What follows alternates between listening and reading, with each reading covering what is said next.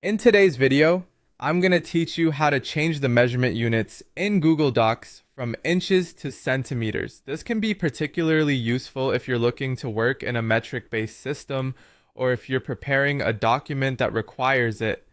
Let's dive right into the steps. First, you'll want to open up Google Docs. To do this, head over to your browser and go to the Google Docs homepage. Once you're there, open any document you have available. This could be a new document where you're starting fresh or an existing document you need to edit. This is just so we can easily access the settings we need to adjust. Now that you have your document open, we're going to access the page setup options. Look towards the top menu bar of your document and click on File. Then scroll down in the drop-down menu until you find Page Setup. Selecting this will take you to the Page Setup window where you might notice details like margins and the paper size all displayed in your current unit settings. It's here that we would ideally like to switch the unit of measurement, but you might be surprised to find that there's no direct option to change inches to centimeters directly within Google Docs. So this brings us to our next step, changing the units through Google Drive settings. First, let's confirm what units you're currently using. Click again on File, then Page Setup to see that these are indeed set to inches at the moment.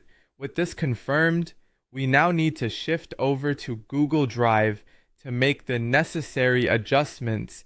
Open a new tab and go to drive.google.com.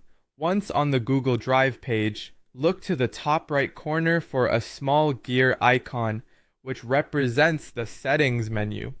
Click on that and then select Settings from the drop-down menu. Within the Settings page, under the section labeled General, look for an option that says Convert Uploads Measurement Units.